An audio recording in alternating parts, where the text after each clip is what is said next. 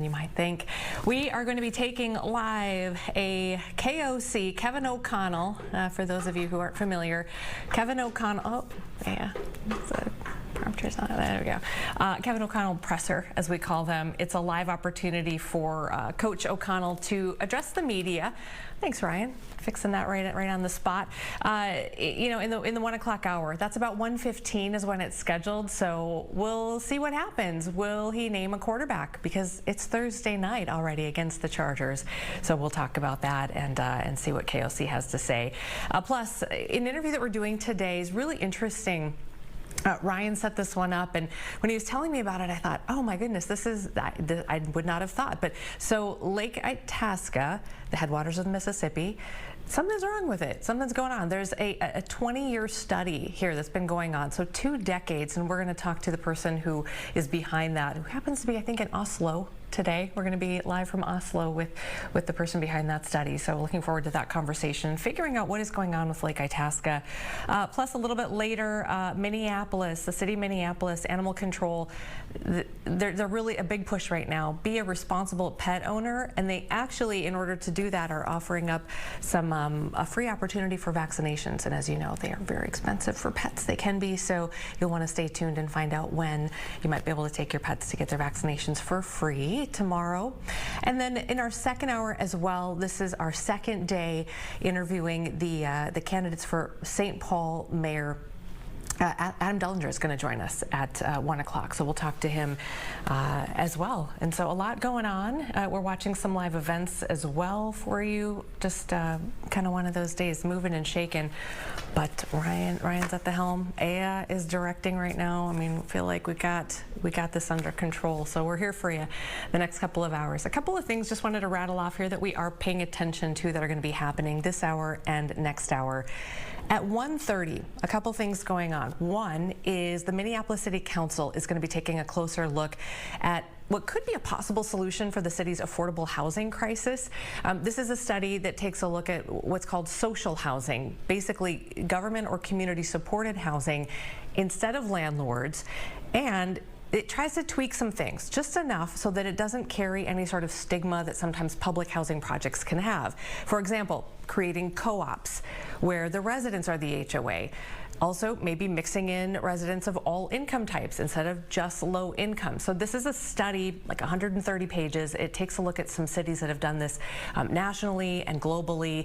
And I believe our assistant news director, Mike, told us that he thought he saw in there that in Dakota County in the 90s, this is something that they implemented or tried to implement. So we'll look more into that as well. But opponents, though, are saying, you know, significant financial and logistical challenges with something like this.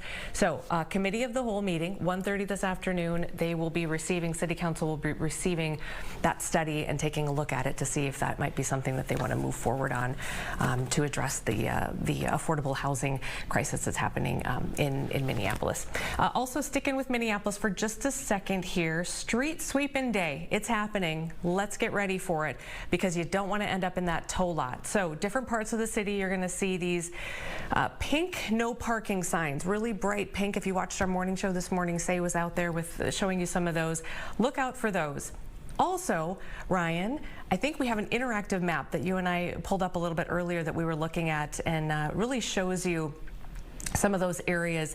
And if you kind of zoom in more and more, and don't worry about prompter, man, I got it right here. Thank you. So, oh no, I'm just kidding. It's not working, but it's okay. I've got my papers here in front of me. We're good to go, Ryan. Don't worry about that prompter. So you zoom in, the light blue colors across that map are going to tell you where things are happening today. And then when they're done with that section, it's going to turn green. That means you're good to go. After that, it's done. So watch for that interactive map. And also because they're telling us they could be changing course based on weather conditions, based on other things, you know, schedule. So they could change the streets that they're working on. So they're telling us to tell you to check in more than once just to make sure. You can sign up for phone, text, email notifications on the city's website, and then that map is also on the website. So you don't want to end up in that tow lot, I'm telling you. Never had it happen, but oh, you want to, okay, Ryan, you want to pull that up? Man, we run through this, you know, we run into this too during snowplow season, other times of the year, street sweeping's another one. But you see all those blue streets, that's happening now. So these are the places where you really need to watch for those pink signs, and it will tell you, move your car, do not park here. And so definitely start keeping track of that. Yep, you can zoom on in there and really get down to that street level to see. And then again, they turn green, you're good to go. Those streets are going to be just fine for you. So there you go, your PSA for parking in Minneapolis residential areas, especially starting today, street sweeping. Okay, over to St. Paul now. A couple things we're watching over there. There is another opportunity now for you if you want to hear from these 5 St. Paul mayoral candidates. There's a forum tonight. So incumbent Mayor Melvin Carter, State Representative Kaylee Herr, businessman Mike Kilborn, who we interviewed yesterday, scientist Yan Chen, engineer Adam Dullinger, who will be on our show today. They will be at Harding High School's auditorium 6 o'clock tonight. And again, we have 4 of the 5 candidates who have responded to us, and we'll have them throughout this week in the 1 o'clock hour. Mayor Carter, the only one who has not yet responded. The other 4 are booked. And again, we'll hear from Adam coming up here at 1 o'clock. Okay, St. Paul, you got a lot going on today, man. St. Paul, this is big. This is a big deal. Grand Avenue in St. Paul, from Snelling to Fairview, open back up. Ribbon cutting ceremony, everything, the whole shebang. This is that new reconstructed avenue. We know that a lot of businesses along there have been affected by this. So big celebration today on Grand Avenue after that ribbon cutting between McAllister and Wheeler Streets.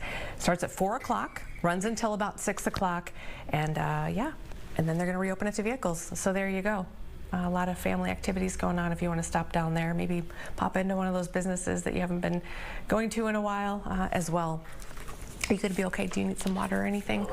Okay, I know you're fighting that whatever nasty cold bug or whatever that is, Keith. We'll talk to you in just a second here. I got a couple more things I want to run through. This happened late this morning, so political news for you. Attorney General Keith Ellison has announced that he has decided to run for re-election. He said, there was a short video, if you want to check that out on Facebook is where I saw it. He says, quote, "I've spent my life fighting to make Minnesota a fairer place where everyone can live with dignity, safety, and respect. From lowering drug costs to holding corporations accountable, I'll always stand up for Minnesotans," end quote. So you can check out that video. He has served as Attorney General. He was elected in 2018, and then before that he was in Congress as well, representing Minnesota's 5th Congressional District. So there you go. That is an announcement to run again for AG Ellison.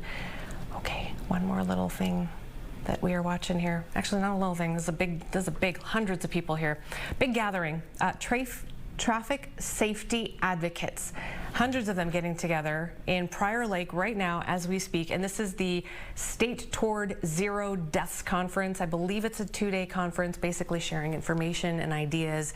You've seen that slogan maybe on the side of trucks and different machinery and things. It's Toward Zero Deaths, meaning ending traffic deaths and injuries in Minnesota. So a long time effort. We should do a dig in on this because they've made some real strides here in the last few years. The specific things that they've done, so we'll dig into that a little bit more. But that is happening as well. We'll follow up on that a little bit later. And let's see. Want to remind you, let's do this one, Ryan. Missing mom and baby. We brought this to you yesterday, and we wanted to bring it back up again because a couple things. Police believing that she could be in the St. Paul area. So this is a missing teenager and her baby. That's Laura Wright and her son Kylo. Last seen on Saturday, getting into a light-colored sedan. The only other description is that it had LED lights. They both have brown eyes and black hair. Laura has tattoos on her hands.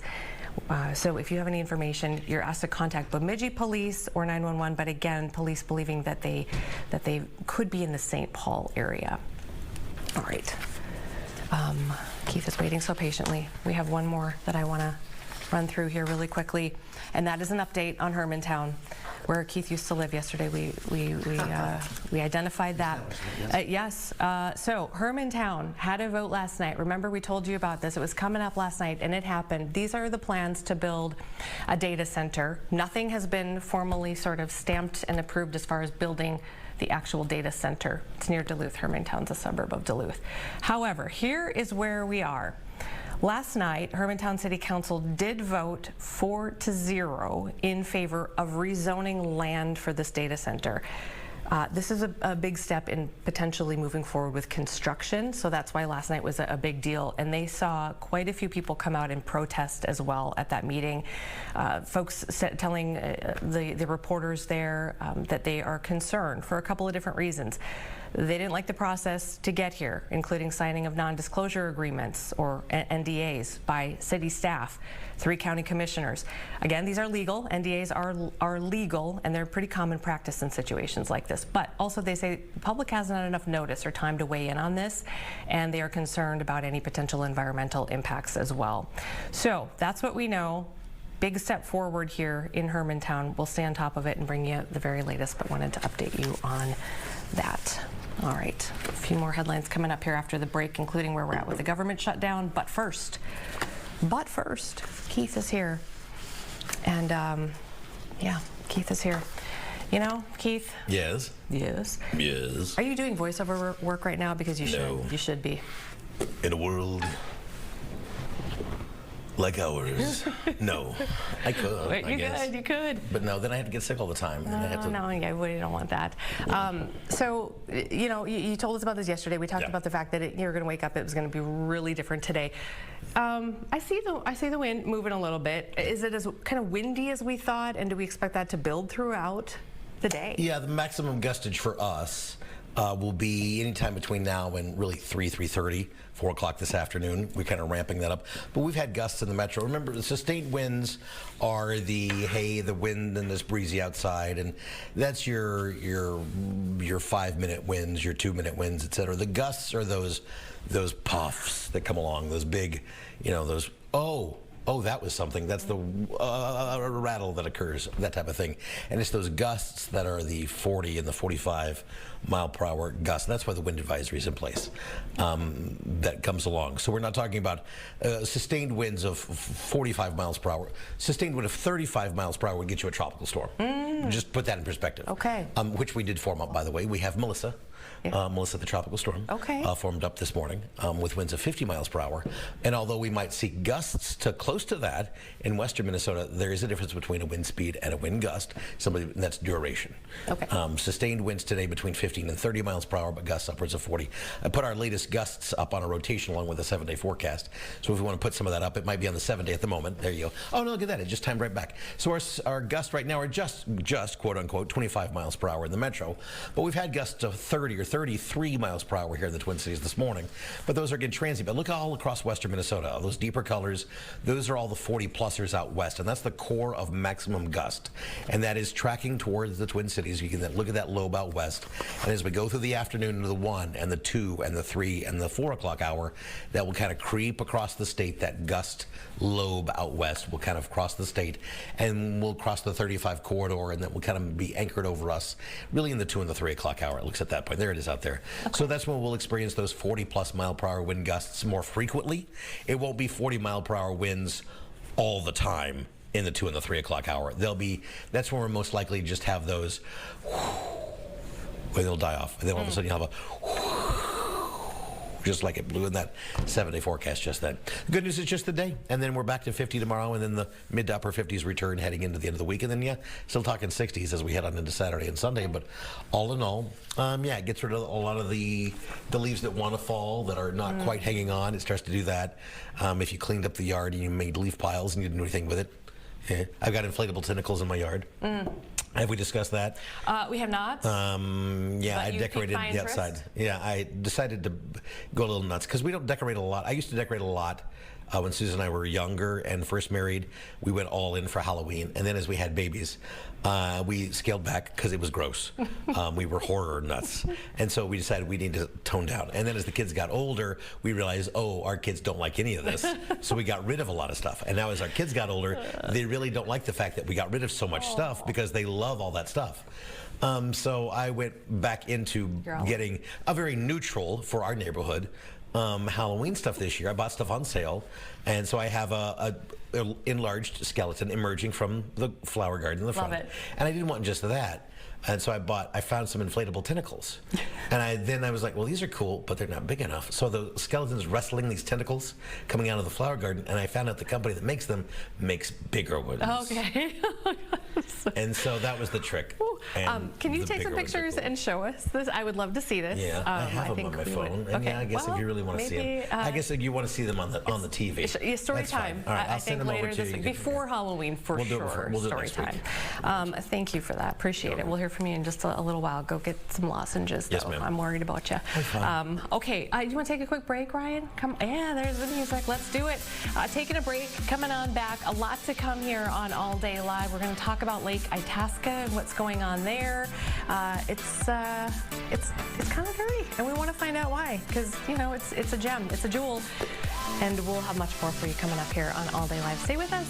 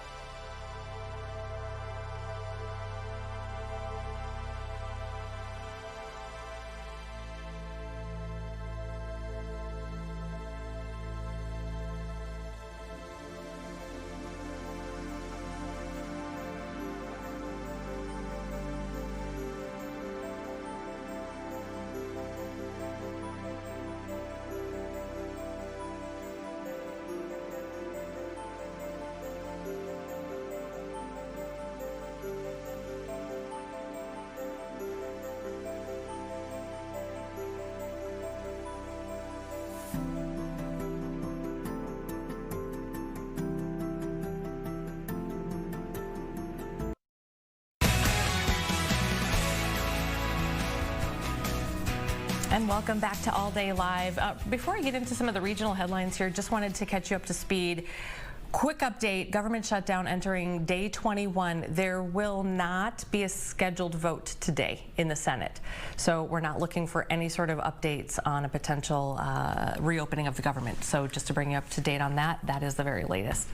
And we'll watch to see there were some things that were going to happen today, not a vote, but some potential movement with paying essential workers, possibly military, that kind of thing. So we'll watch that for you.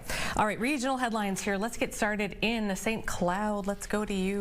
City Council there has approved recreational cannabis sale for Rise. Okay, St. Cloud Live reporting that it was a 5-2 vote, making Rise the second dispensary in St. Cloud. However, it will not count toward the set limit of 6 cannabis establishments in the city, because Rise already had a medical cannabis license. All right, recreational sales at Rise are going to be starting today. So there you go. So not 6, but maybe 7. There might be others that had that medical cannabis license, but Rise now into that mix.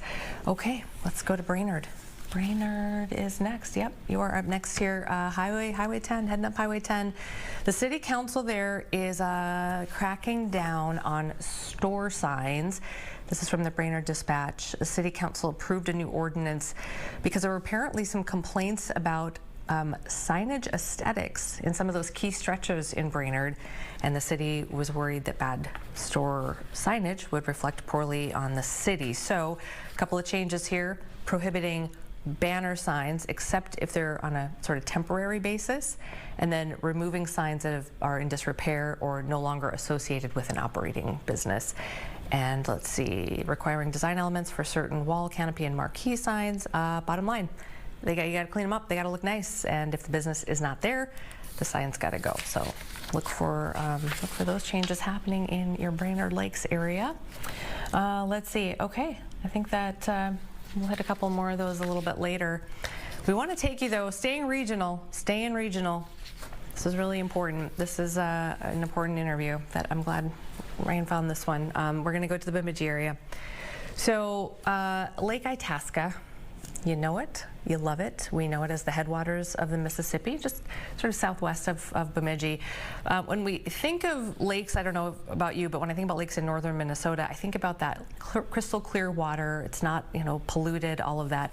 But Lake Itasca is kind of sticking out as having some problems here, and it's actually been on the decline for several years. So we wanted to know why. And we asked the person who we thought would probably have the best insight into this. It's Jim Kottner, professor and ecologist at the University of Minnesota. And Jim, is it true that you're joining us from Oslo? No, I'm actually in Bergen, Norway. Well, thank you for correcting that. Bergen, Norway. Well, we're so glad. What time is it right now in Bergen? About 7:20 in the evening. All right. p.m. Well, thank you for joining us. We really appreciate it. And it sounds like you're there temporarily and doing some teaching there. But we really wanted to ask you about some of this because it's pretty fascinating. Why did you start? Was it 2 decades ago? Looking at Lake Itasca. Well. One of the main reasons I started looking at it is it's very convenient because it's located right next to the University of Minnesota's biological station, which is right there on the shore of Lake Itasca. And so I started studying it pretty much about 30 years ago. And I've been looking at the changes that have been occurring for quite a long time now. And I have a pretty good feel for what's going on. Oh, absolutely. And I'm really interested to learn about, when you study something for that many decades, that's the best insight, right? Anybody can kind of come on in and take a quick look. But I wanted to ask you about this. So the DNR has given Lake Itasca a C+ rating, which doesn't really mean much to most of us here watching. So what is that score? What do they take into account? And how does it compare, I guess, to other northern Minnesota lakes? Yeah, well, they take a lot of things into account. They look at the biology of the lake. They look at the water quality, and that's one of the main reasons that Itasca scored relatively low. They look at basically the visual aspects of the lake, how has it changed, how has development around the lake changed. And in the case of Itasca, as pointed out in a Star Tribune article that they, I think is where you got my name from, they, the author of the article pointed out that, a lot of the lakes around there are not deteriorating, or at least not as much as Lake Itasca has over that 30 or 40-year time period. And there's several reasons that is probably the case. Lake Itasca is kind of an unusual lake. When you're up there on the lake, most of us don't see what's going on underneath. And one thing that's interesting about Itasca that makes it a really interesting biological system is that it's very shallow. It's a huge lake, but it's quite shallow. So one of the things that limnologists such as myself do is we look at how much of the water is at different depths in a lake. And so you can imagine if a lake is very steep-sided, it's, sort of like a swimming pool, So it doesn't gradually go into the middle of the lake. But Lake Itasca is is quite shallow on the edges. It only has a little deep spot in the middle of it. And so what that means is basically in the top 1 meter or 3 feet of the lake, you have about 50% of the volume of the lake. Wow. And so that means it's particularly vulnerable to what's happening in the climate. And we've seen a lot of climate change in that part of our state over the last 30 or so years. Warming temperatures, warming winters, which leads to less ice cover. We see less snowfall and more precipitation actually in total. So all those things kind of contribute to making Itasca particularly vulnerable to some of the changes that are occurring. And Jim, so have we reached a point, as you've been studying this now for 30 years, have we reached a point where you're raising your hand and you're saying, okay, something needs to change, we're at a pretty critical point, or have we seen ebbs and flows of this in the past, or what do we need to do right now? A lot of things are quite variable, so one of the things that people use to quantify lake water quality is a Secchi disc, and basically all it is a white disc that you lower into the water until you can't see it anymore. And we've seen that the depth that goes to now is quite a bit less than what it used to be. And that's because there's more algae growing in the lake than there were in the past. We think the main drivers of this, I have two hypotheses. One is just climate change. As I said, Lake Itasca is particularly vulnerable because so much of the water is close to the surface, and that means it warms up more than many other lakes, like Elk Lake, which is right upstream from Lake Itasca, has seen much less change, but that's because a lot more of the volume of Elk Lake is deeper in the lake. It's quite a deep lake. It's about 3 times as deep as Itasca is. And so I think climate change is probably the main driver, but Lake Itasca is not unaffected by humans in the local watershed either. One of the things that's changed in that time period is a lot more people go to Itasca State Park. And when you go to Itasca State Park, you make a campfire. Those campfires, when they burn, they release ash into the atmosphere, and that ash is full of nutrients such as phosphorus that helps fertilize the lake. And so that probably is playing a role along with the climate change issues. Yeah. And finally, I just want to ask you about solutions here. What's being done, what needs to be done in kind of the short term to try to get a handle on this? Well, one of the things that, because it's a climate change issue, the most important thing that has to be done is we have to do a better job of decreasing greenhouse gas emissions into the atmosphere. But that's not really a short-term phenomenon. That's something that is going to take decades for us to turn around. And it's happening. There's a lot of positives that are happening in terms of burning fossil fuels that gives me some hope for our future.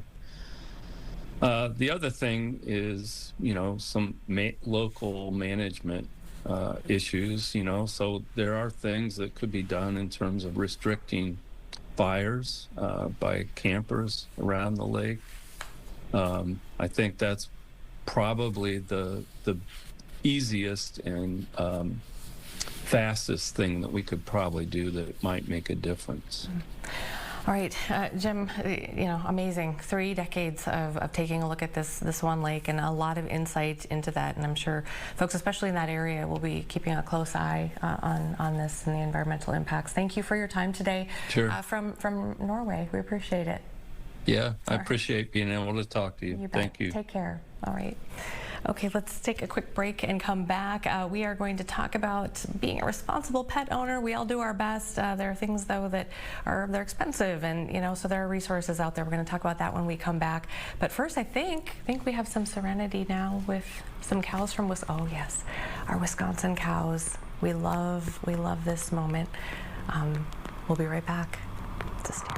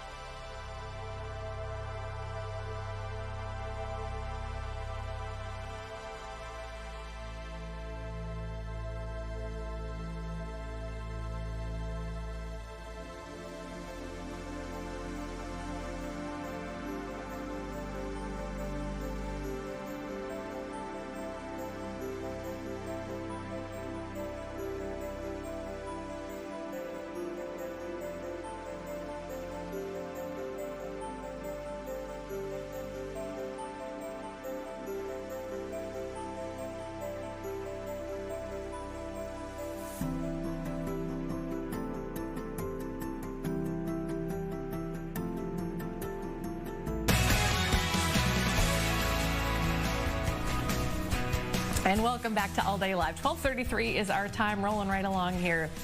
And we're really glad you're here. Minneapolis Animal Care and Control is making a big push right now for responsible pet ownership. It's actually part of National Animal Safety and Protection Month. And to make it even easier for some folks, they are offering some free services. So we wanted to talk to them about that. So joining me now is the director, Tony Shandell, and Shannon Glenn, the executive director of My Pit Bull is Family. Thank you both for being with us today. Yeah, thanks for having us. So, Tony, I'll start with you. We know a big part of keeping pets and people safe is to make sure that your pets are up to date on their vaccinations. We also know that that is an obstacle for some people because of things like cost. So, you tell me about this event that's happening tomorrow and who can come. Yes, we have an incredible opportunity tomorrow night from 6 to 8 p.m. here at Minneapolis Animal Care and Control in North Minneapolis. We're going to have free vaccinations and microchips along with free pet licenses. So it is for Minneapolis residents and pets only. So we ask that it be limited to them. But this can be a substantial cost for pet owners, usually around at least $120 value that's going to be free. And we received a generous grant from Subaru Loves Pets that is going to help us pay for all the vaccines and microchips. And then our community resource partner here, Shannon Glenn with My Pit Bull is Family, is going to use a grant to cover the pet licenses for the city. So really just a great opportunity to help keep their pets safe. Yeah, and Tony, I'll ask you a little bit more about specific vaccinations here in just a second, because I know we want to talk about bat season.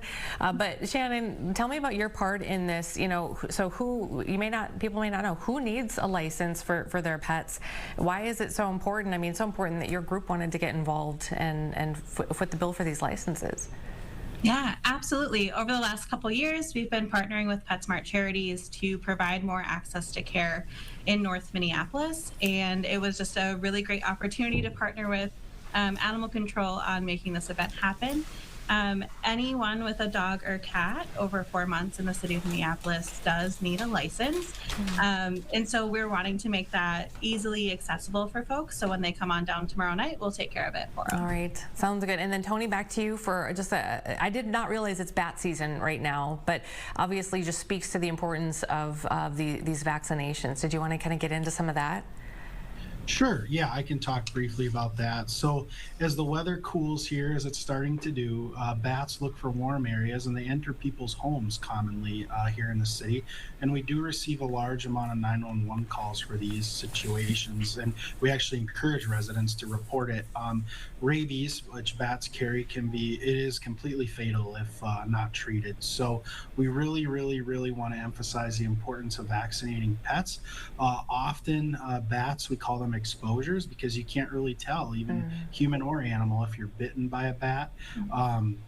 So if a bat gets into somebody's residence, and there's an exposure that takes place, which often does if the bat's in the home with the pets, we need to place them on a rabies quarantine that's mandated by state law, and that's to help keep the pet and the community safe against this fatal virus. So having the pet vaccinated can help it remain in the home. We can recommend getting it boosted within 72 hours is the recommended time frame, and then refer that case over to our colleagues at the Board of Animal Health and the Minnesota Department of Health for further follow-up on the rabies vaccines and what next steps should take place. Okay. The last thing I wanted to ask you guys about is something I feel like I've been seeing more of just across the board, which is scams. And you know, Shannon, I know you probably both have had experiences in your work in the community. Tell us a little bit about some of the things you've seen and some of the kind of watch outs for pet owners when it comes to scams.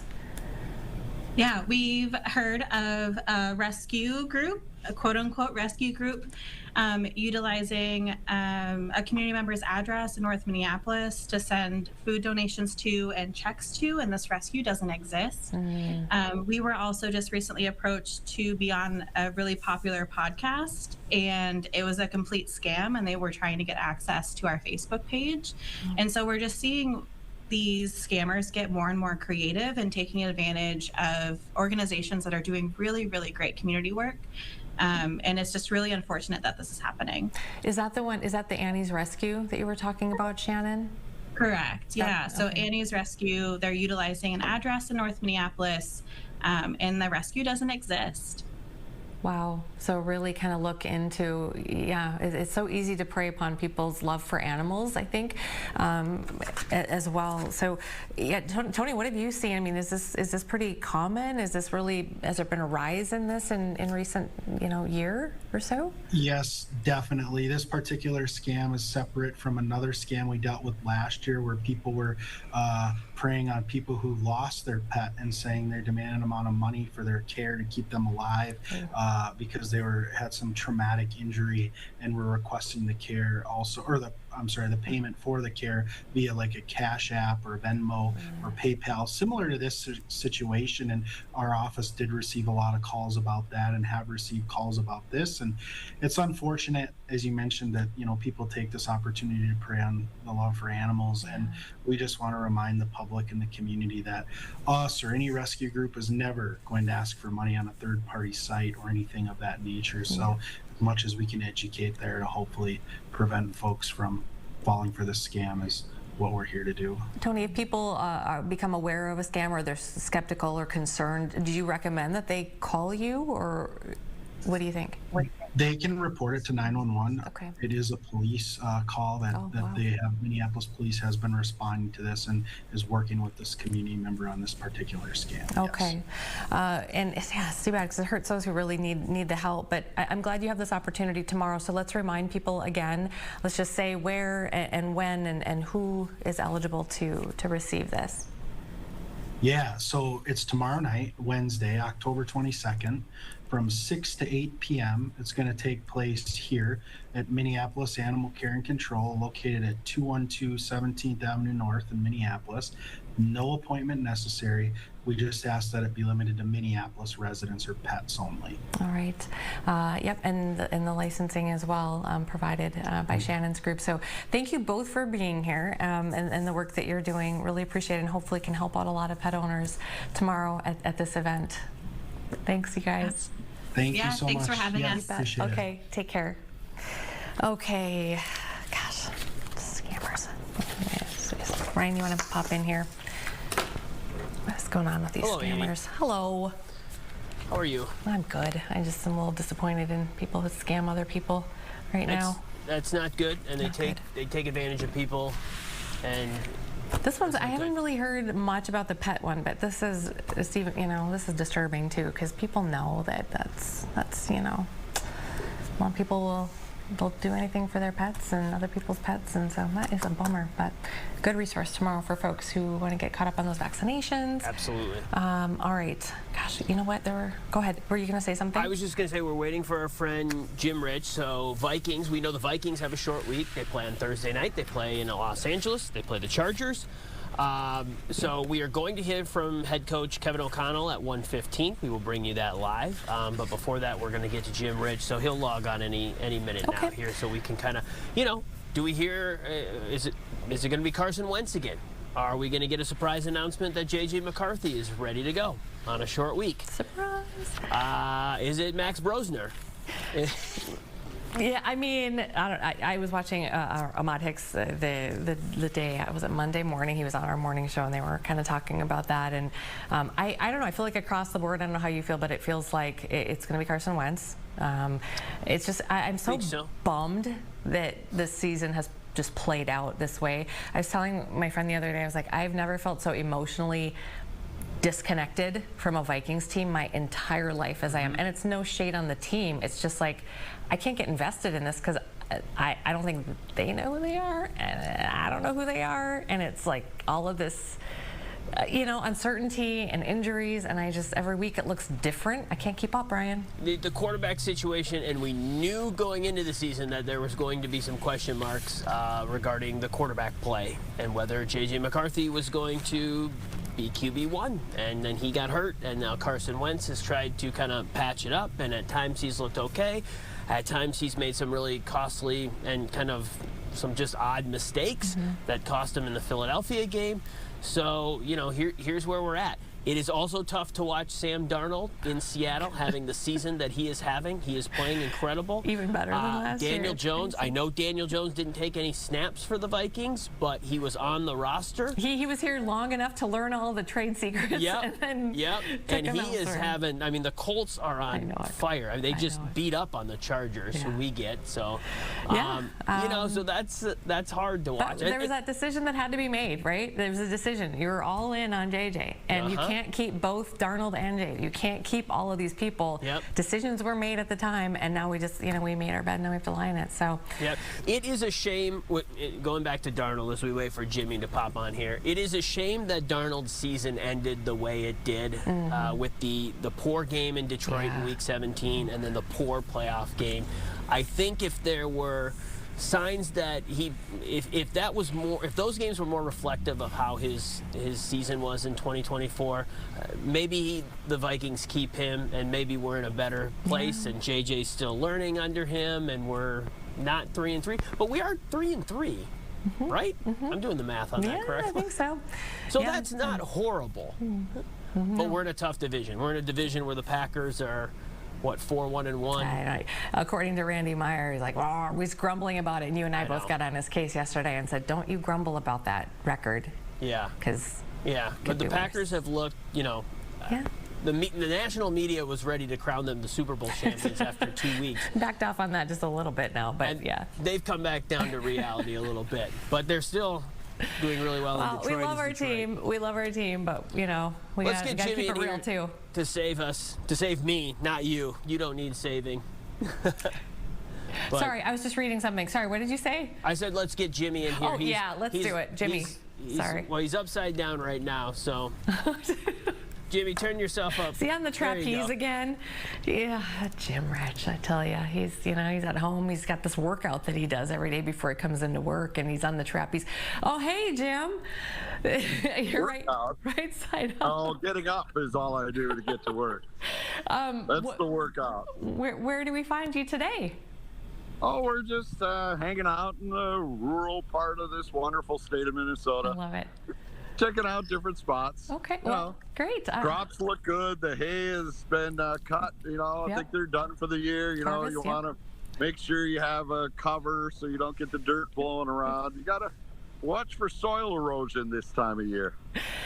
This ag report brought to you by, I love it, Jim. Okay, let's talk about the Vikings. We know we're going to have KOC live coming up here at about 1:15. We'll take that probably in its entirety just to see kind of what happens. Do you think we're going to hear about a starting quarterback today from KOC? I think so. Last week he didn't hide who he was going to start. Some teams wait until the last minute, just before kickoff to announce who their starter is. He said he wouldn't do that last week, so I highly doubt he will do it this week. But both quarterbacks yesterday were listed as limited on the injury report. Wentz took a lot of shots in that game, and that shoulder on the left side, his non-throwing arm, has been an issue for him. So that's one thing to concern. And then you have J.J. McCarthy still trying to come back from the high ankle sprain, which a lot of people said from the start was a 6-week event. So this would be week 6. So then he should be back to 100%. And then, of course, there's Max lurking in the weeds back there. He's 100% ready to go. So we will see which way he decides to go this Thursday night. Well, Jimmy, he's ready to go, but is he ready? Is he ready? I mean, preseason looked fantastic. This is a different ball game now. Well, obviously, yeah. You're not going against third and fourth stringers and guys that would be like me out on the street here after that preseason. So, yeah, it'll be harder. It'll be tougher. But I don't know. He looked so convincing in that preseason. And, it's like fool's gold. You think, oh, whoa, look at this. And then we've seen people just completely be miserable once they get under the bright lights of a Thursday night football game. So, at this point, I would say you go with Carson. I think you want to give McCarthy that 10-day window you'll have after this game to get ready for Detroit, and then he'll be 100% healthy, supposedly, and then we're good to go and do the restart there.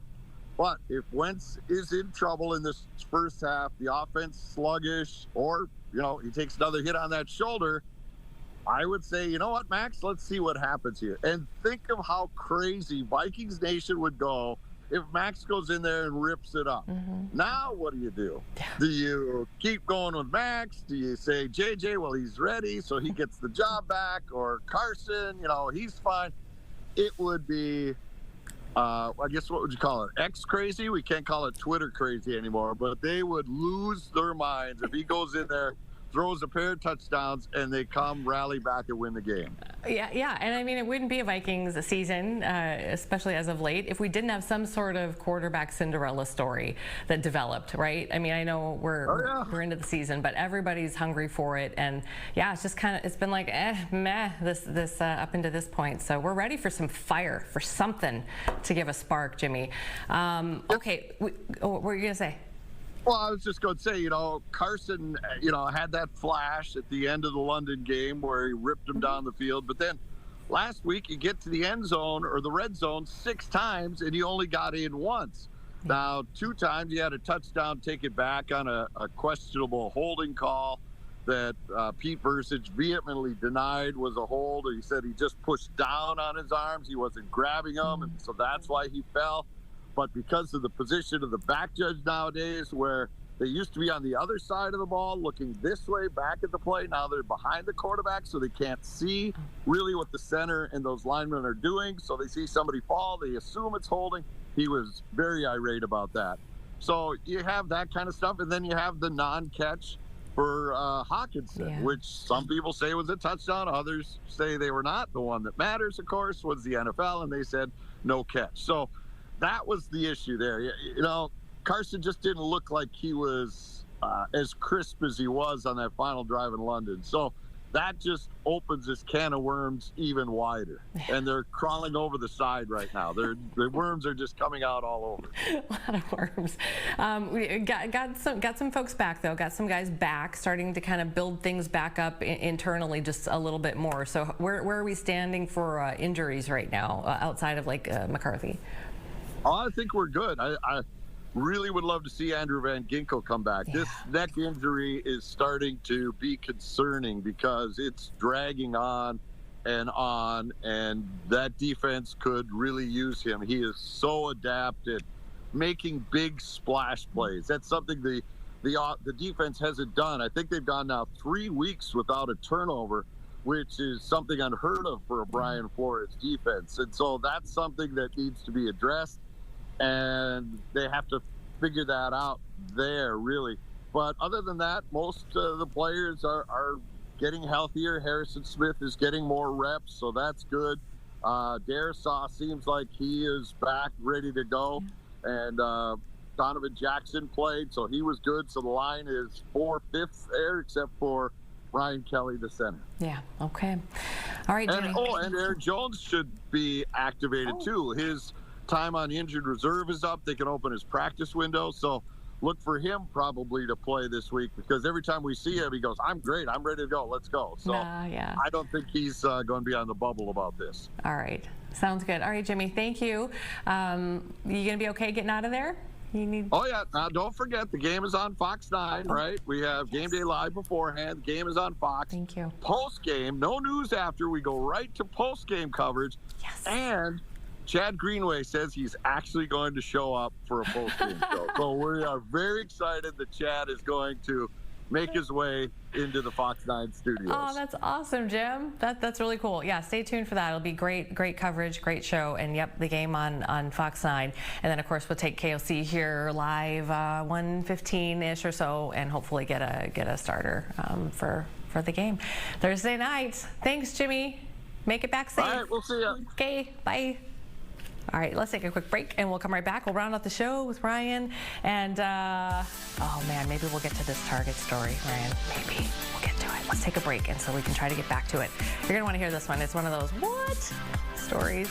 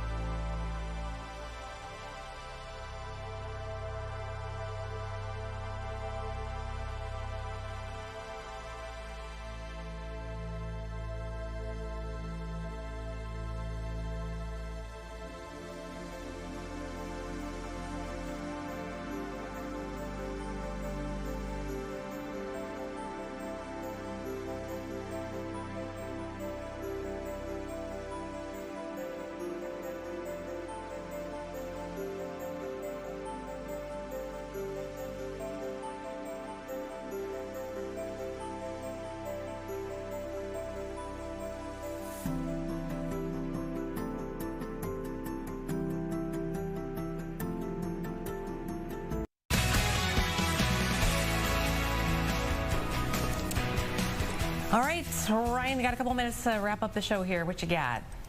We got all kinds of things. Quick mention here. The Angels, the Los Angeles Angels, just hired Kurt Suzuki as their next manager. Okay. Why is that important to the Twins? Well, Torrey Hunter was considered a candidate for the Angels opening, so it's not going to be Torrey Hunter, which we kind of knew it wasn't going to be. So then he's available. So you never know. His name could pop up here in the Twins search, which is, I think, entering like its 3rd week now. Okay. It's been going on for a while. Interesting. I mean, he's already kind of, part of what we do here. So, Yeah. Okay, excellent. Yeah. And then you threw some fun things in. Go ahead. Well, this one's not fun, but this is super interesting. Target has just awarded, a jury actually awarded $11 million to a woman in Florida who was at a Target parking lot. It was Christmas time, 2019. She's carrying her daughter, kind of weaving through parked cars to dodge holiday traffic, some puddles. Gets to one of those landscaping islands that they have in the Target parking lot. Didn't see it and overlooked, there's a seam where the asphalt, the ground, meets the concrete gutter of that curb. And that there was like this abrupt change in elevation. We've seen things like that, right?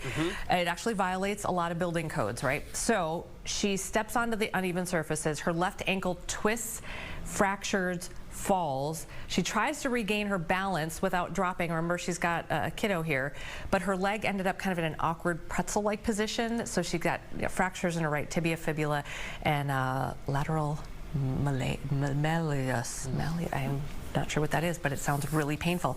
Anyway, $11 million Target had to pay her. And this did not happen here, correct? No, this was in Winter Garden, in Florida, in 2019. But I hear about that sometimes. Parking lot stuff sometimes can really cost businesses, Lots going on in the Target parking lot. The Target I go to, I actually park like at the stores next down the way, just to kind of avoid the main parking lot and walk. I walk more. Even when it's cold and rainy? Yeah, that's just that's just me. The elements, I don't like that. Okay. I'd rather deal with that than... You strike me as more of a drive-up guy. we do that right too. Up to the... we do the drive-up, yeah. We don't even get out of the car.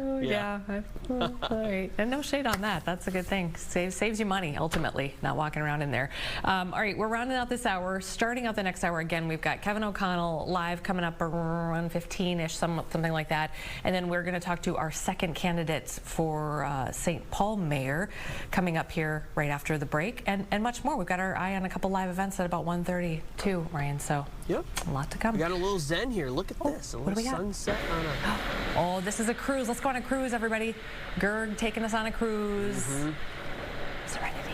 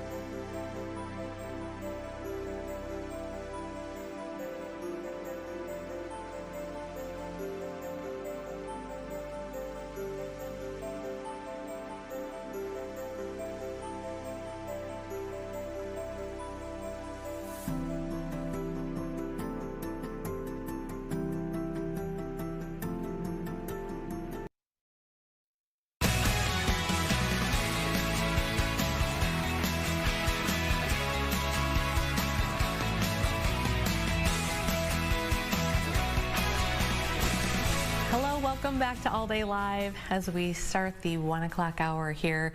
Live, following some live events for you. Some things coming up in the next 30 minutes or so that we'll be following.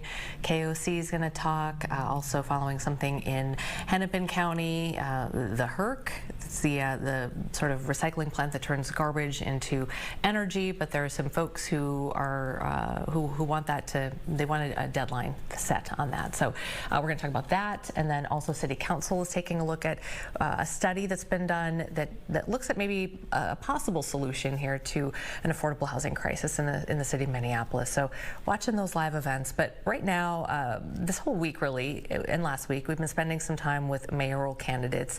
Last week was Minneapolis. This week is St. Paul. And we've confirmed some interviews with 4 of the 5 who are running in St. Paul. Incumbent Mayor Melvin Carter has not responded. Yesterday it was Mike Hilborn, the independent candidate. Today it's Adam Dullinger. And then Wednesday, Yan Chen. Thursday it's Kali Her. It's the same format as last week. If you saw some of our interviews last week, we give each candidate 10 minutes. It's live, and topics were sent out ahead of time. But then I'll be asking specific questions to each candidate here as we go. We've asked them not to criticize other candidates because those candidates have no opportunity to respond directly. And so we get going with today's candidate, a state-licensed professional engineer and a political newcomer. It's Adam Dullinger. Thanks for joining us. Hi, thanks for having me. You bet. And so I just kind of let everybody know off the bat, I've got a timer here. We've got Ryan in the booth who's also watching the time. We just wanted to be as fair as possible. And if we stay at 30 seconds to about a minute for each answer, we've been able to get through about 9 or 10 questions, which is a decent amount. Never enough. We always wish we had more time. Yeah. But we'll start there, and we'll kind of keep you informed and let you know where you're at throughout the conversation with time. So, all right. So our 10 minutes will start right now, and we'll start with the economy. And we know that right now the city of St. Paul is proposing $200 million in local funding to help renovate the Now Grand Casino Arena. You have said you're adamantly opposed to that. So what are your plans for that aging arena? I don't think it's really that aging. I think people who've been there see that it's, still a functioning arena. I understand that we need to improve our own infrastructure because the city does own that building. But right now we don't get a whole lot of benefit out of it. So I just don't think that $200 million is a good use of city funds when we're currently raising property taxes to pay for all of our existing services. Because $200 million, that's $600 per person. For a family of 4, that's a lot of money to be expecting us to put into a stadium or arena that we don't really get direct benefit out of. And then how about, as we talk about downtown, revitalizing downtown St. Paul just seems to be this uphill climb for years and years. What would you do in your first year of office to try to move that needle? And then how would you pay for it? I think the easiest way to do it is to make a lot more of the spaces a bit more pedestrian oriented. Right now, it's kind of a bit of a dangerous place to be walking around. There's people speeding through there, and especially on a busy day, like people are coming out of parking garages left and right. It's kind of like you're hopping from one island to another throughout the blocks. So that's one easier way is to make things more pedestrianized. I mean, downtown has been struggling for decades, ever since they put a bunch of freeways straight through it, which helps benefit, large events. So you can get a lot of people downtown for a short amount of time, but oftentimes those people just come in and then they leave.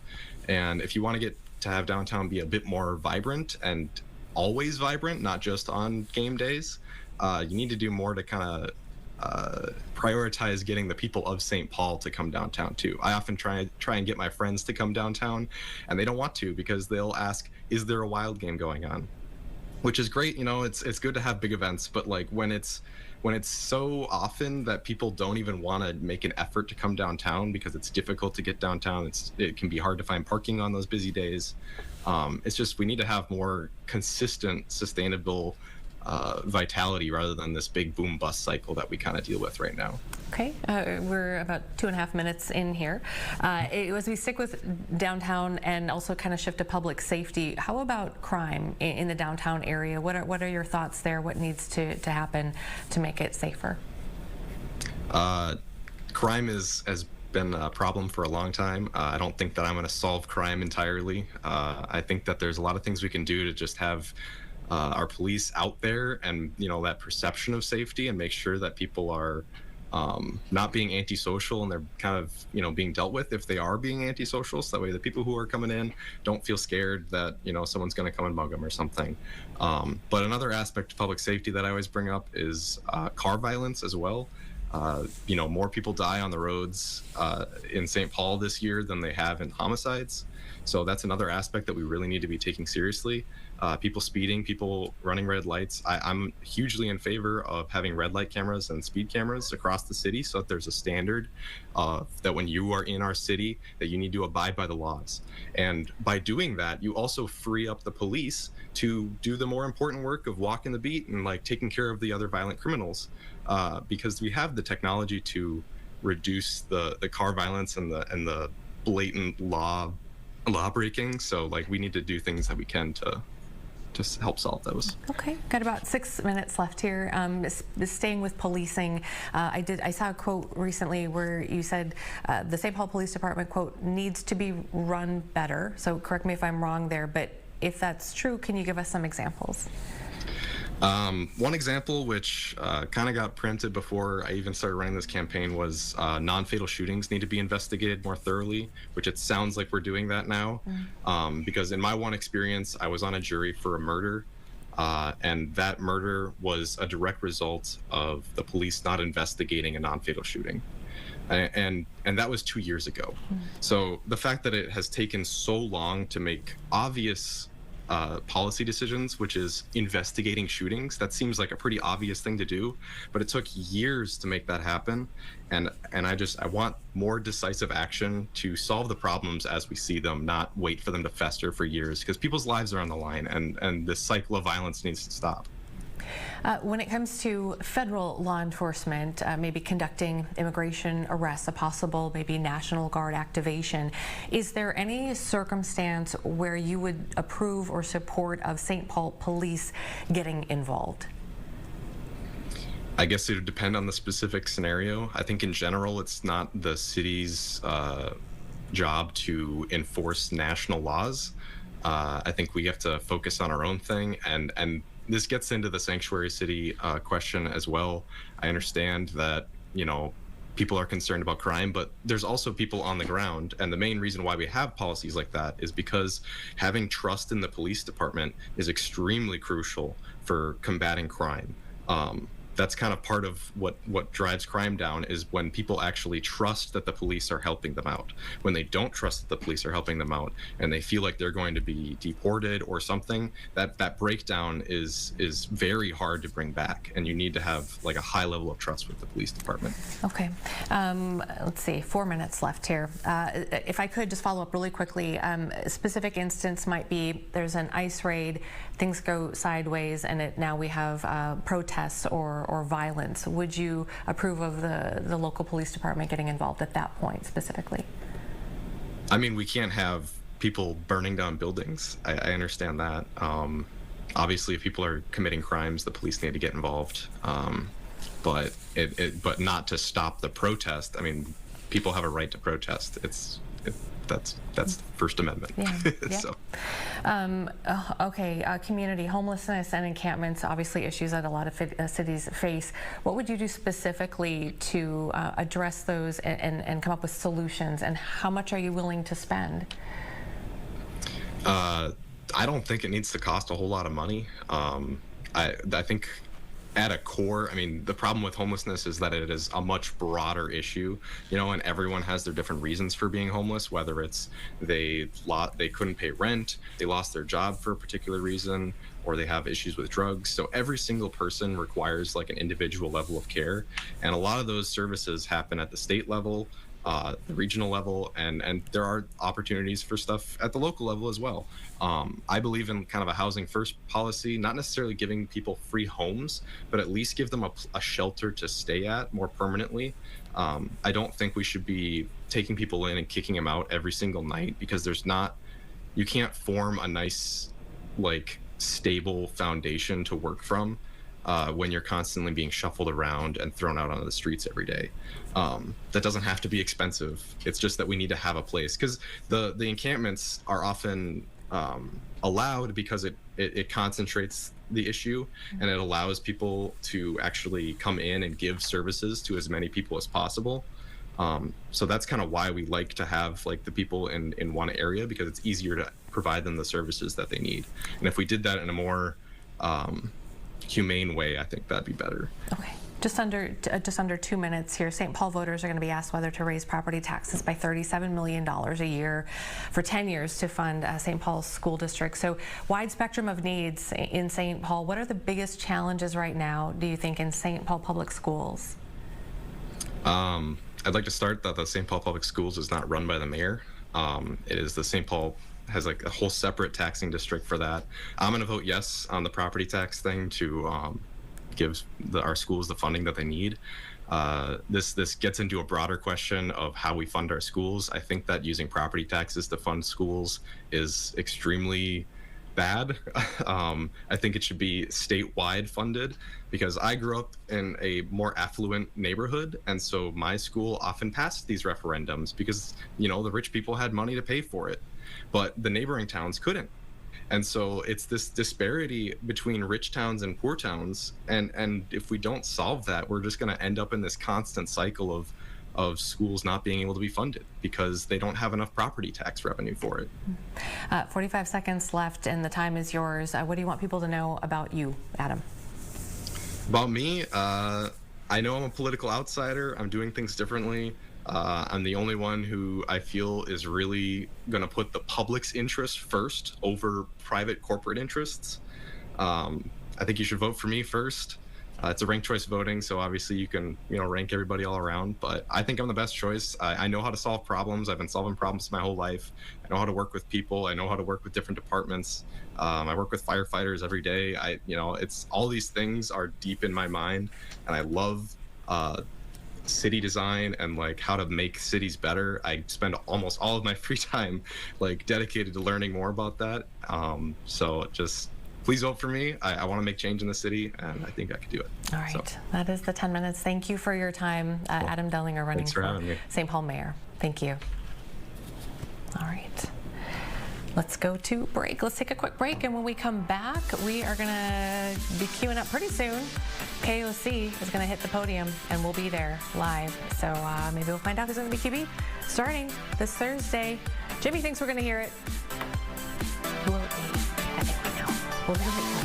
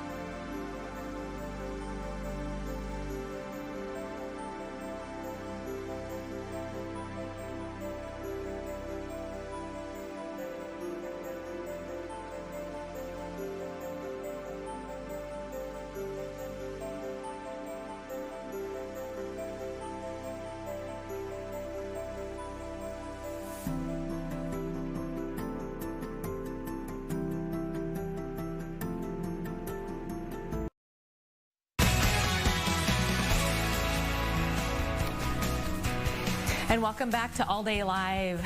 We are awaiting head coach Kevin O'Connell, who's going to be taking the podium here momentarily. Ryan's got both eyes on that, and will let us know as soon as he comes up and that shot is available. Maybe we'll even pop it up on the screen here for you. And in the meantime, though, I do want to run through some of the stories that we were watching for today, some of the things that are developing.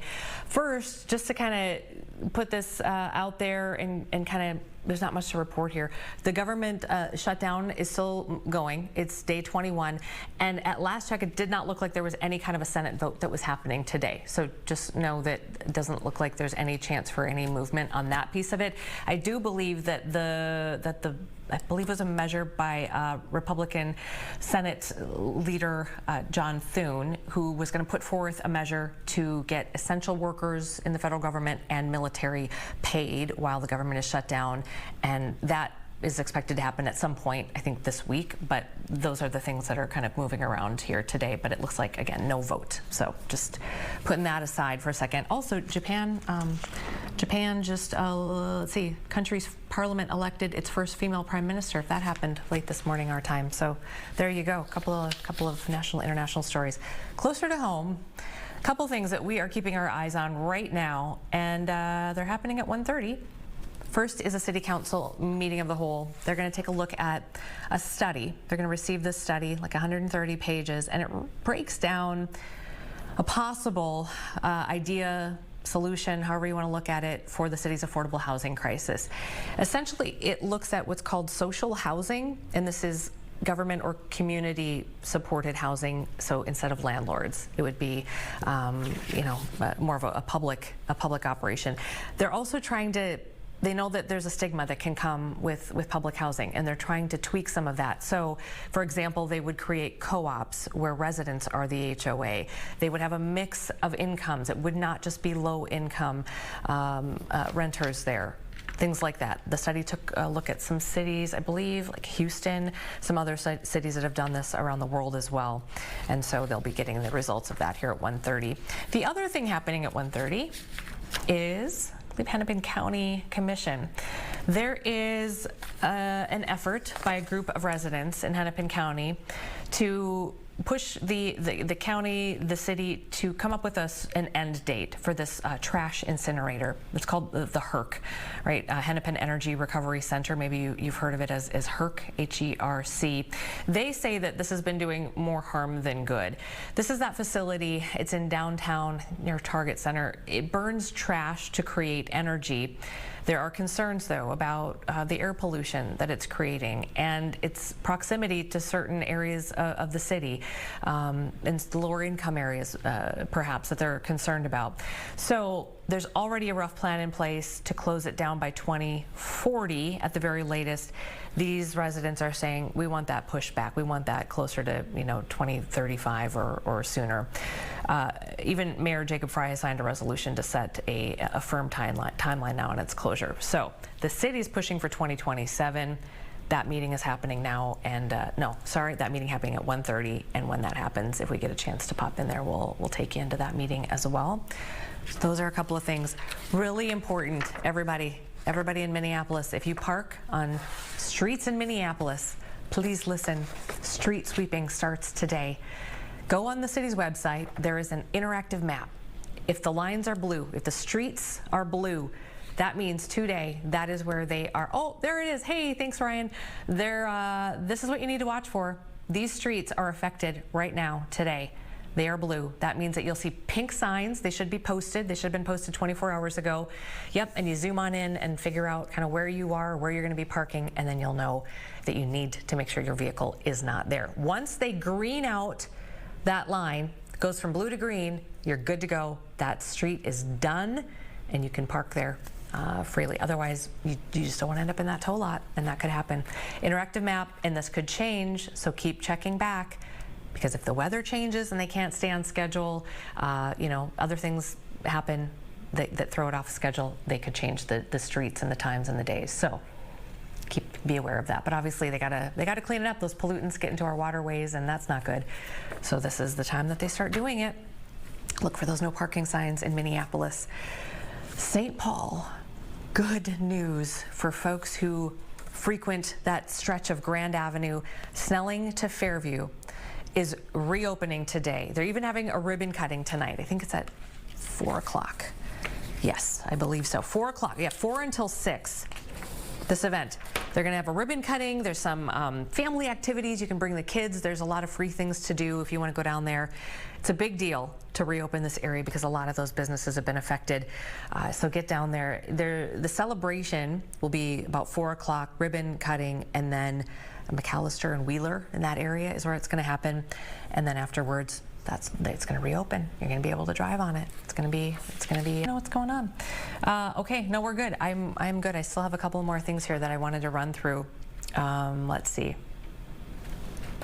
Political news for you. This happened at about, I don't know, I feel like we saw it just about 7:30 or 8 this morning. Attorney General Keith Ellison has decided that he is going to run for re-election and made that public today. So if you go on his Facebook page, that's where I saw it. There's a video on there. He has served, first elected, it was 2018, and then of course he was in Congress before that, representing the 5th District. So an announcement today from AG Ellison that he will run again. Let's see, what else is, Prior Lake has a big gathering today. Traffic safety advocates, hundreds of them are getting together.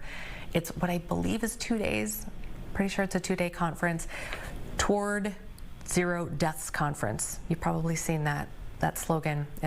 It's something that Minnesota started doing a few years ago, really literally trying to move toward zero deaths on our roads. So an opportunity here for these hundreds of advocates to get together, share ideas, and hopefully, you know, end these traffic-related deaths and injuries in Minnesota. So a really important effort going on there in Prior Lake today where they are all gathering.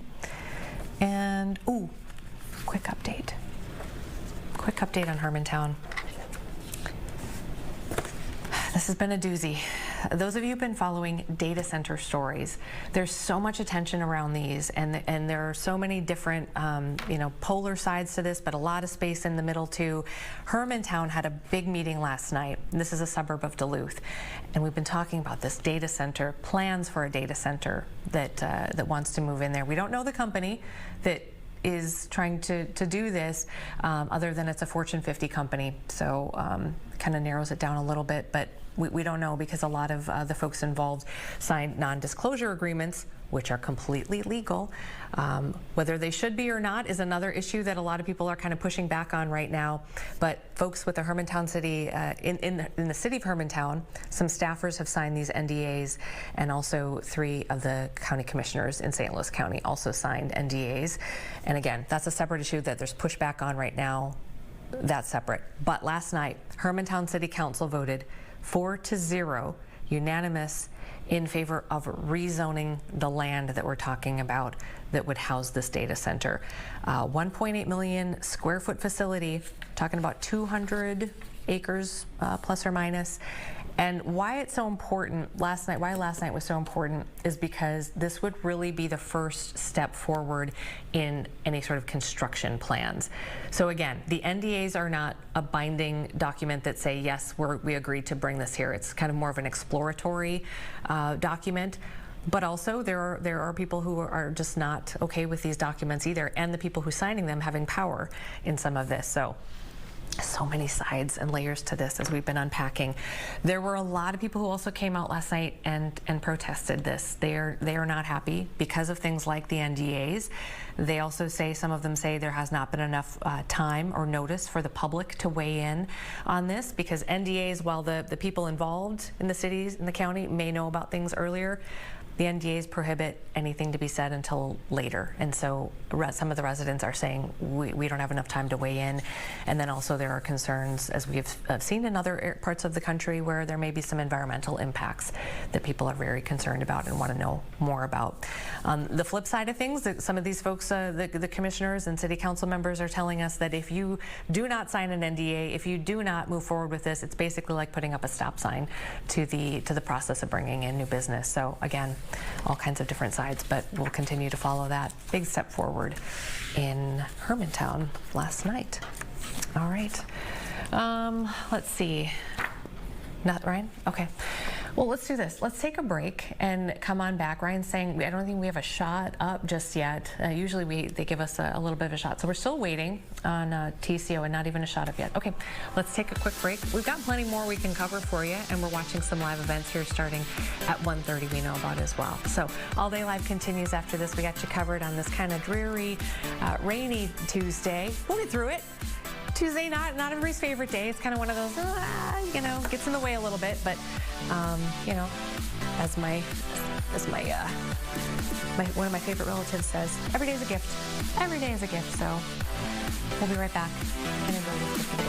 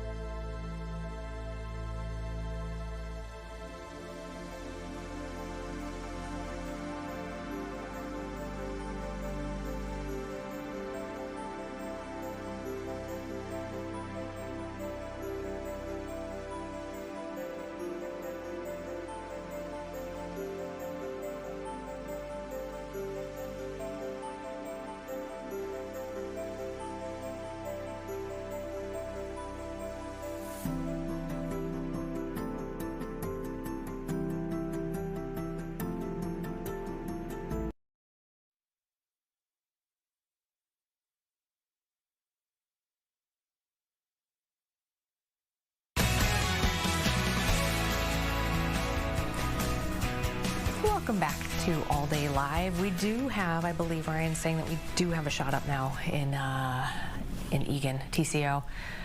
There we go. The shot is up, everybody. That means we're getting close. We are waiting for Vikings head coach Kevin O'Connell to take the microphone, scheduled for 1:15. We were given a heads up that it might run a little bit late today, so we'll hear from him shortly. Asked Jim Rich earlier, do we think we're going to hear who's going to start on Thursday? Jimmy thought we probably would, so we'll see.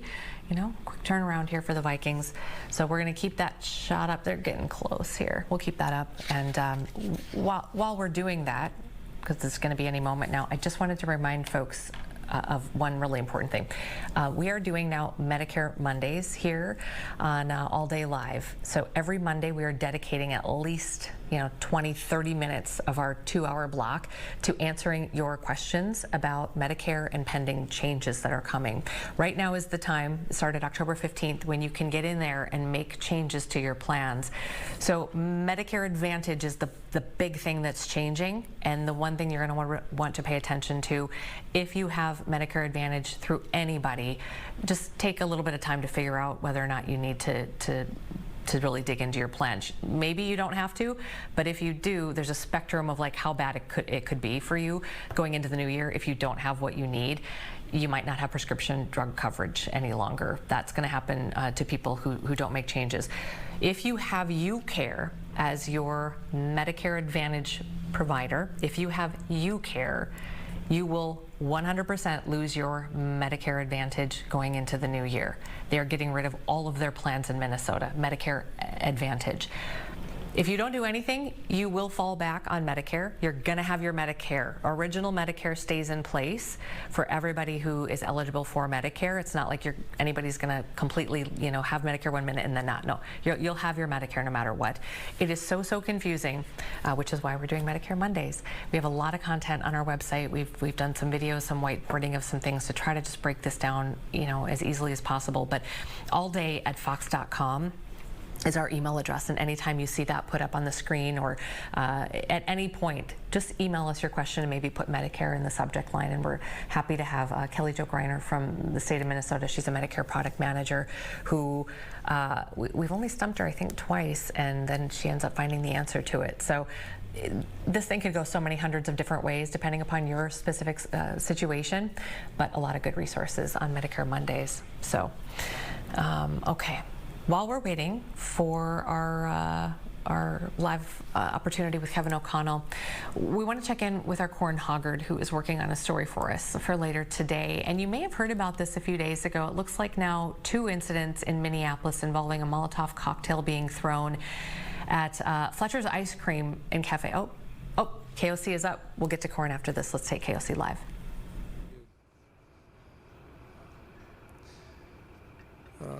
Good afternoon, guys. Obviously, it's a jammed, packed day for us. Getting a lot of preparation in on a short week. Looking ahead to Thursday night, we know it's going to be here before we know it. We're doing everything we can to turn over our players. We got a great staff to do it, and the players have really, that process began really after the game on Sunday night. We don't officially have full speed practices this week, but end up getting a lot of very, very important on the field work via the walkthrough. We'll have our guys feeling good and ready to go compete. Wanted to give you guys just an update. Earlier this morning, we did put JJ McCarthy through an on-field workout just to see if he had a chance to make it this week. JJ, the medical staff, myself, we're all kind of encouraged about where he's at and the progress he's making, but he's just not there. And if this was a Sunday game, maybe it would be a little bit of a different story, and we could push it throughout the week and see where he's at towards the end of the week. But really, I look at today as a Friday on the timeline of coming up on being 48 hours out from the game. So we wanted to have a plan at the quarterback position, and it'll be very similar to last week. Carson will start, Max will be the backup, and JJ will be available in the case of emergency as the third. Like I said, encouraged about where he's at. Very much looking forward to continuing his progression and hopefully having a chance to go next week, and we'll keep you guys posted on that. But also wanted to make note of Aaron Jones' 21-day window opening up today. That'll be something that will happen today, and we'll see where he's at potentially for his availability on Thursday night.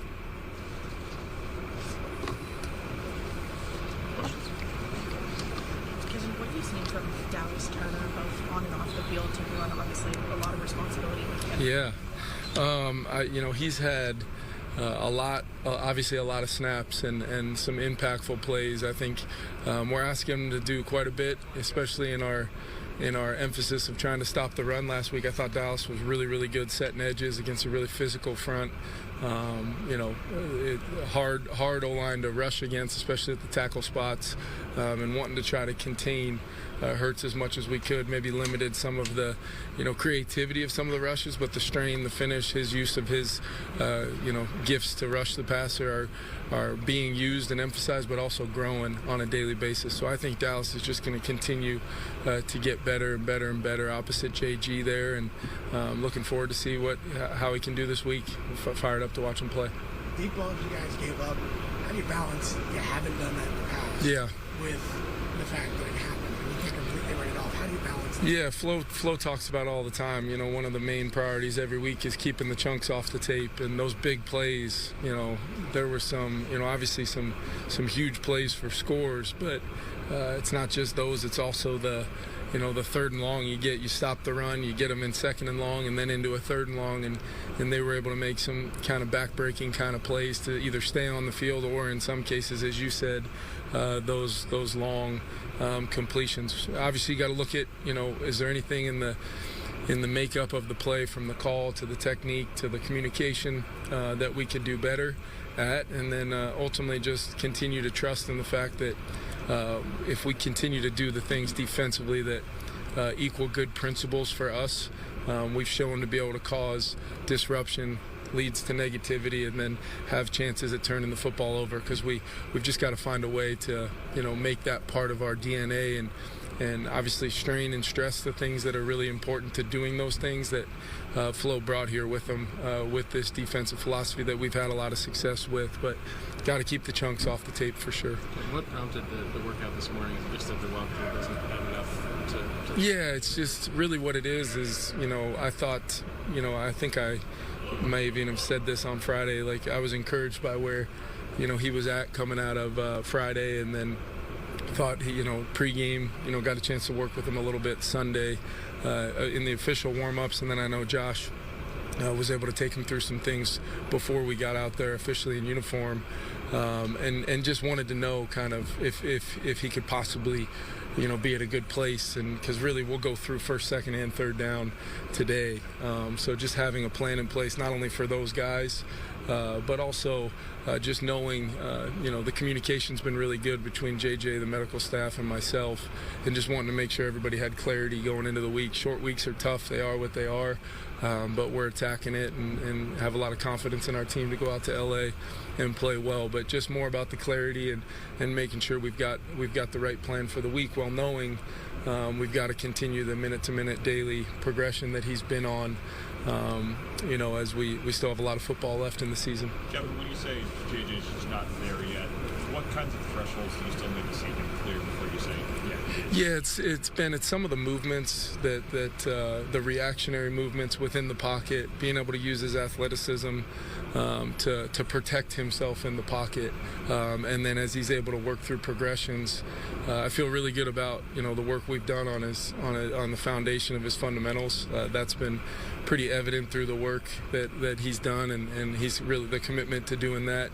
It's really just about, hey, there's maybe a guy gets edged and I don't really know the movement I'm going to have to make. That's where, he still feels it. And if he doesn't have the ability to do that pain-free, we obviously risk setting him back, which would be very, very unfortunate with the time lost already.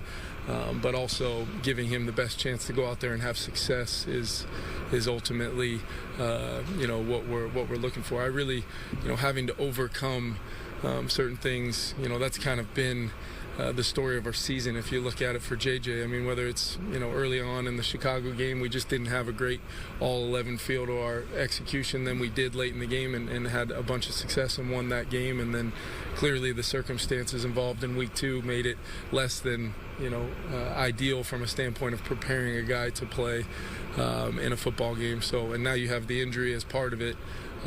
No, it's not going to need to be something where he's 130%, or we're being, in a situation where we're waiting for this metric that, quite honestly, with this kind of injury, he's got to work through some of that here late in the rehab stages, but it's about his effectiveness and his ability to go out and do his job for 60 minutes without having any setbacks or making his job more difficult than it has to be.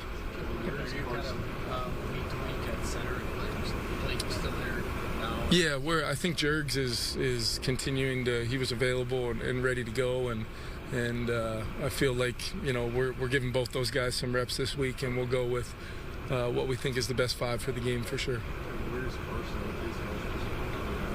Yeah, it was a physical game. Obviously, he competed his tail off to the very end and was able to steal us some first downs and take some hits, on some of those plays, as well as some of the, against a good interior front. He took some hits as well. He was sore, but I've been really encouraged by, how fast he turned over and really didn't, have, any more setbacks or anything other than the normal soreness after a physical game like that.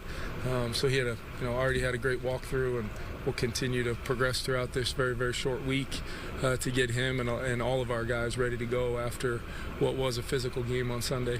What is the key to turning? I'll come back to you. Yeah. What is the key to turning over so quickly from a Sunday to a Thursday? Well, I think a lot of it is the resources we have. Both, I mean, we had guys immediately from the time I broke down the team starting to do something we're blessed to have the facilities we do at US Bank Stadium. And then yesterday was about getting them in, trying to flush out whatever we could with some movement, a lift, massages. I think every player on our team, either got one or had one available to them here in-house.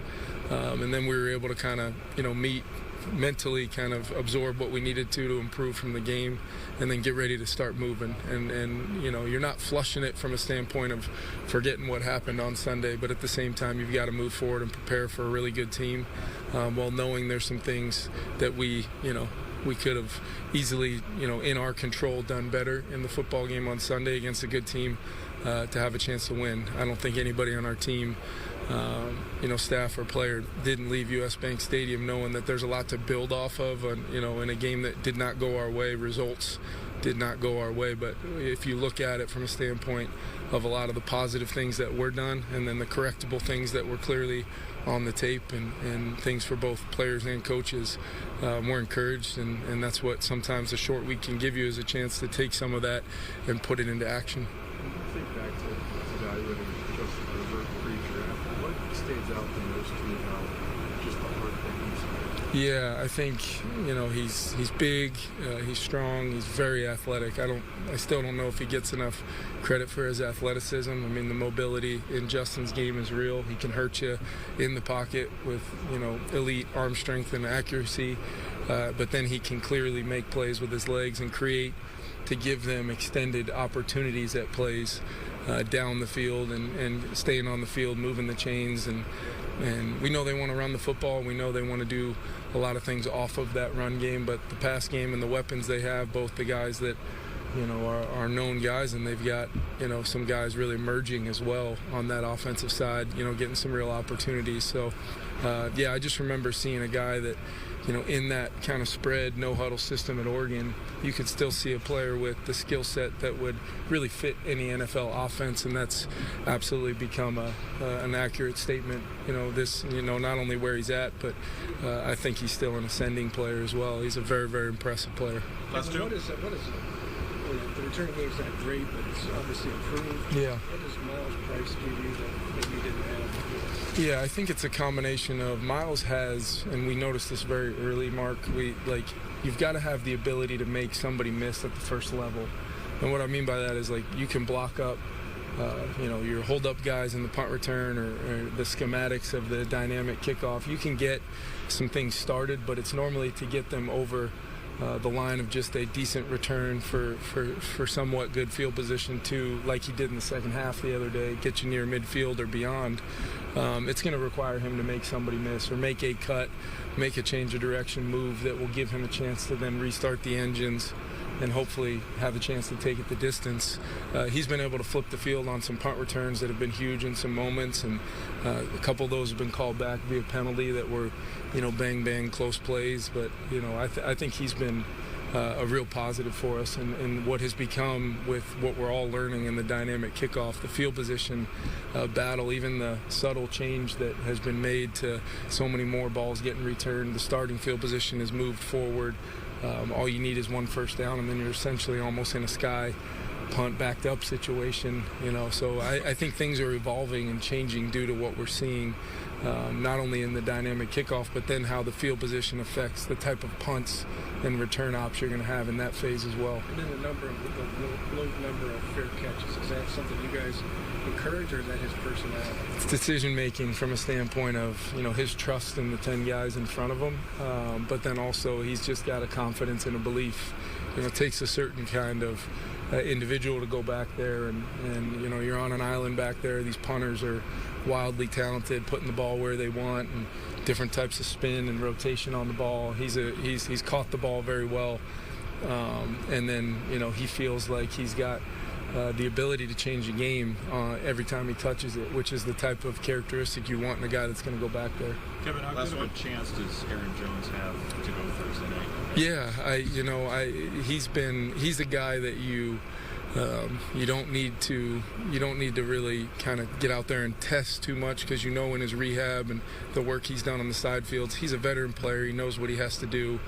He knows what he needs to feel like, and then, we'll be smart with Aaron, but at the same time, we know he's here for a reason, and we know what he can bring to our offense. So we'll see how he responds. He's gonna, because he didn't play on Sunday, he can do a little bit more either with the trainers or side work in conjunction with what he's doing in the walkthrough to mentally prepare to kind of figure out where he'll be at on Thursday. Thanks, everyone. Locker room is open. Thank you. Thank you. All righty, there you have it. Ryan's going to jump in here as well, and we've got what we kind of thought was going to happen, Ryan, the QB. Yeah, no surprises there. This is a short week. If J.J. McCarthy wasn't ready on Sunday, he probably wasn't going to be ready on Thursday, and then just the shortening practice window from Sunday to Thursday. I think all signs pointed to Carson Wentz. Max Brosner will be QB number 2, so he will back up. And yeah, that's where we stand going into Thursday night. Well, it'll be interesting to see. How do we feel about it? Well, yeah, I think I wonder, if we see a repeat of last week's performance. I think, I think a lot of people want to see Carson Wentz do well. He's, got that kind of homegrown story. But if he performs like he did last week, I think, don't you think you got to pull him sooner, and then you put in the young Max Brosmer, right? Yeah, I think possibly. I think the hope is that J.J. McCarthy gets ready to go and that he starts the next day or the next game. Yeah. This will be an interesting matchup with the Chargers. The Chargers got beat up pretty bad against the Colts this past weekend. They were playing from behind. Justin Herbert ended up throwing the ball 55 times. And the Vikings secondary got roughed up against the Eagles passing attack this past week. So it'll be kind of interesting to see how that plays out. Obviously, both teams are playing on a short week, so the Thursday night, that component factors into it too. So should be fun. You can watch it here on Fox 9. Yes. Yeah, how about that? That's going to be fantastic. Pre-game, post-game, as Jim said, right after the game, that post is going to hit. So stay with us. Chad Greenway is going to be joining him here in studio. All right, well, let's take a quick break. And I know we have some live events that we're keeping an eye on as well. So we'll do that when we come back. All Day Live continues right after this. Well, certainly feeling more like November as we're cold and we're dreary and we're drab and we're breezy and we're gusty and we're wet and we're damp and we're all the things that not what we necessarily enjoy being. So winds are gusting to 30 and 40 or even 45 miles per hour. That's why we have a wind advisory in place. And temperatures holding in the low to mid 40s for the day-to-day. A few hundredths of an inch of moisture, but it gets slammed around by those breezes. So again, a preview of the November to come as we go through this Tuesday. Wind advisory in place for most of Minnesota through 6 o'clock this evening for those gusts between 35 and 45 miles per hour. We're experiencing those pretty much for the rest of the mid to late afternoon hours. Those will taper on off tonight. Still staying breezy tonight and tomorrow, but not as gusty as we clear the sky out tomorrow, going for a high around 50. Then crisp mornings ahead. Back to those 30-degree mornings, 30 to 35-degree mornings for Thursday and Friday morning. The afternoons, though, start to warm up more so. 53 for a high on Thursday, which isn't too far off of average. Upper 50s to near 60 by Friday, and then back to the 60s as we head on into this upcoming weekend. Fox 9 All Day Live continues. We are back right after the break.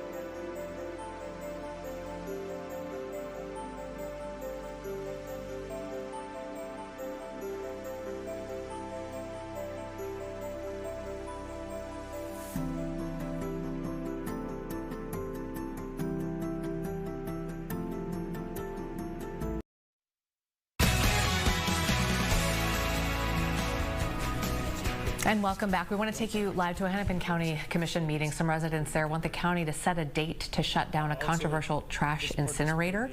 Let's listen in. It affects communities of color, especially black and brown communities.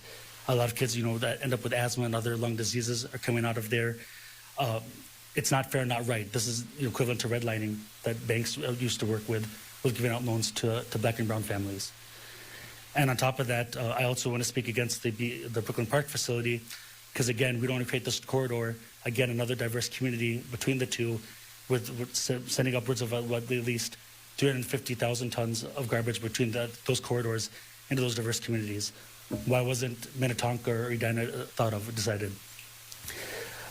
We don't want to see a repeat of children with asthma and lung disease. That's one of the biggest thing. When proper community engagement with learning about this and what the county would like to do in closing the HERC and the new facility, wherever it will be, but we need proper community engagement. Thank you. Thank you. There's a Susan on here. I cannot read the last name. It's the only Susan here. Thank you. Welcome. I am Susan Jagodinsky, and I lived almost all my life in Minnesota, and I live downtown. And before they put the garbage burners in there, our neighborhood protested for many months. And then the city council came and said, it's a done deal. You have no choice to have it in your neighborhood. And then they came and told us also what it was going to do and that. And so we didn't think it was going on that long. And I would just like to bring up several points that why is it other cities and countries have different, better methods of recycling? And we in Minnesota have, I'm not going to say all this, but we have people that are good at developing things. We have people that are innovative, and companies they want to make sure that their area is natural and society and in scenery and in health. And what is the reason that you would not consider any of these? And we all pollute in different ways. And I would ask you why they can't consider other options. And we need to keep Minnesota lovely. I would say it impacts the water we drink. Thank you, Susan. Your time is up. Josh Hall. Welcome, Josh.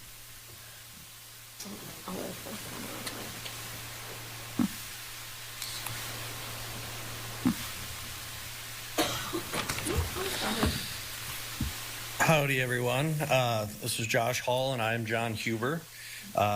We are in the sanitation industry and have been combined in the industry for nearly 50 years. To be clear, as haulers, we're definitely not opposed to zero waste or finding better ways to deal with the HERC. We believe one way that this could be achieved faster is with more education to the residences and holding the residences a little bit more responsible as to how they're getting rid of their trash recycling organics. Regarding the HERC, recent studies have calculated the HERC's emissions at 0.24%. The largest source of pollution comes from cars and trucks at 34.62%. It's a big difference. Closing the HERC would cause an increase in emissions from trucks, which will have to transport the waste an additional 25 to 60 miles per trip to the closest landfills. Truck transportation of trash throughout the counties and outside of Hennepin County to landfills will result in more than 10,000 additional trips by semi-trucks annually. The influx of trucks at the existing facilities would also leave a lot of idle time, which would mean we're burning more fuel and causing more emissions at 34.62%.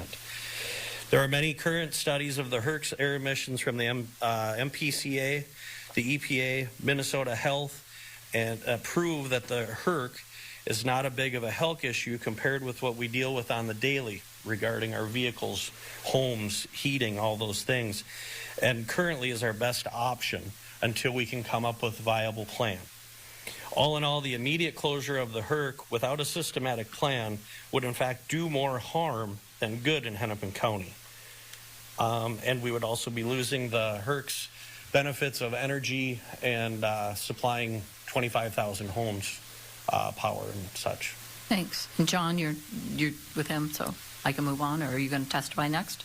No, we're good. Okay, this and much more coming up tonight on our newscast. Just a recap of some of the things for today. Government shutdown day 21. No vote scheduled today in the Senate. Minneapolis street sweeping starts today. Watch for those signs and interactive map. Grand Avenue in St. Paul between Snelling and Fairview reopens tonight after 6 o'clock. Attorney General Keith Ellison has announced that he is running again, and Carson Wentz is your starter on Thursday. That's going to do it for us here on All Day. We hope to see you back here tomorrow. Make it a great day, everybody. See you back here. Bye.